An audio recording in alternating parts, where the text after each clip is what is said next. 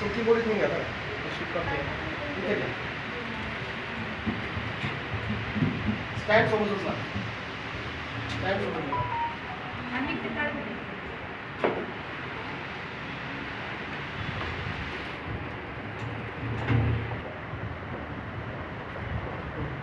आता येस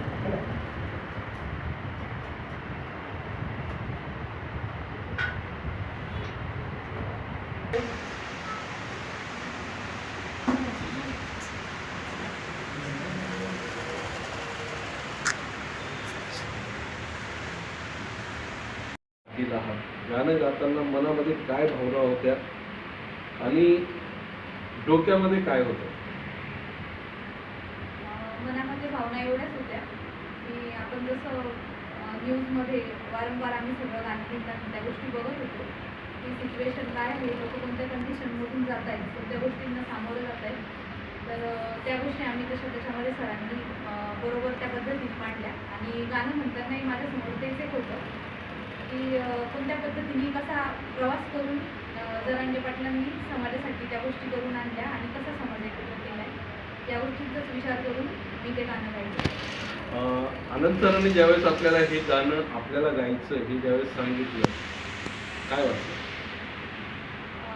स्टार्टिंगला तर माझं हे पहिलंच गाणं आहे, तर मला सगळ्यांना भीती असते तशी भीती होती की मला ते जमल की नाही, मिळेल की नाही माझ्याकडनं. पण मी पण एक काहीतरी छोटा भाग समाजाचा व्हावं किंवा काहीतरी कर्तव्य करावं म्हणून त्या गोष्टीसाठी तयार झाले आणि माझं बेस्ट देण्याचा प्रयत्न केला.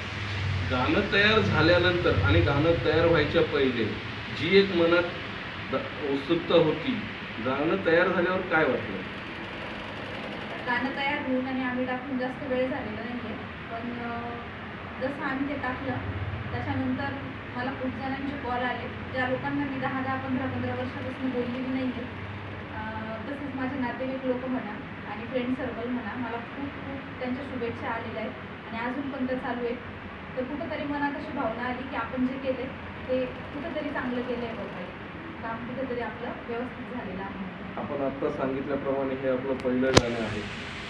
पहिल्या गाण्याला आपल्याला एक प्रेक्षकांमधून चांगला प्रतिसाद मिळतोय. हे गाणं आपण कोणाला समर्पित करणार?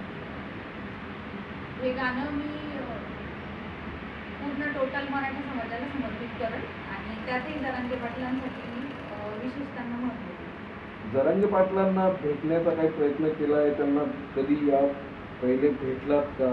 गाणं तयार झाल्यानंतर त्यांना भेटावं असं कधी वाटलंय का?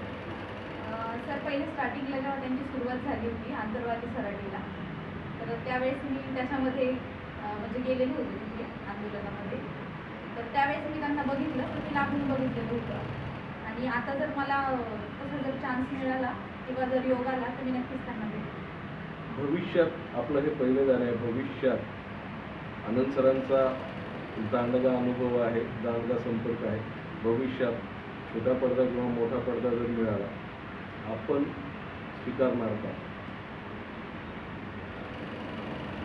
सर मी वेळ आणि परिस्थिती बघून ठरवलं, कारण इथं मी आनंद सरां होते म्हणून त्यांच्यामुळे ह्या गोष्टी सगळ्यांना होकार दिल्या आणि तयार झाले. त्यावेळेसची सिच्युएशन जशी राहील त्यानुसार मी त्या गोष्टींना तयार केली. समाजाला काय आव्हान करणार? समाजाला एवढंच आव्हान करेल की ज्या पद्धतीने जरांगे पाटलांनी आपल्याला एकत्र केले आणि ज्या ज्या गोष्टींसाठी आपण एकत्र आलो आहे, तर तुम्ही पण तसंच एकमेकांना सहकार्य करा आणि त्यांना सपोर्ट करा. आपण आनंद सरांच्या मिलिंद ग्रुप संगीत अकॅडमी संगीत क्लासेसच्या आपणही त्याच्यात सहभागी आहात. आपल्याबरोबर आपले अजून काही बालकलाकारही त्यामध्ये कोरसमध्ये होते. त्यांना आणि या फील्डमध्ये येणाऱ्यांना काय सांगणार? विशेषतः या फील्डमध्ये येणाऱ्यांना सगळ्यात पहिले तुम्ही सांगाल की आनंद सर शून्यापासून 101% सगळी तयारी करून घेतात. आपल्याला जी भीती असते ती निघून जाते की आपल्याला ह्या गोष्टी येईल की नाही येणार. आणि ह्यामध्ये मलाच नाही तर सरांनी टोटल क्लासमधले जेवढे कलावंत आहेत त्या सगळ्यांना त्याच्यामध्ये इन्क्लूड केलेलं आहे. आणि त्याच्यामध्ये सगळ्यांना सपोर्ट सरांचा हा नेहमीच असतो. आणि सरांचं हेच म्हणणं असतं की मी तुमच्यासाठी खूप काही करायला तयार आहे, तुमचं माझ्यापेक्षाही काहीतरी चांगलं व्हावं अशीच माझी इच्छा आहे. असा आमचा नेहमीचा ग्रुपवर सरांचं एकच मॅसेज हा फिरत असतो कंटिन्यू काही पण प्रोग्राम झाले. आपण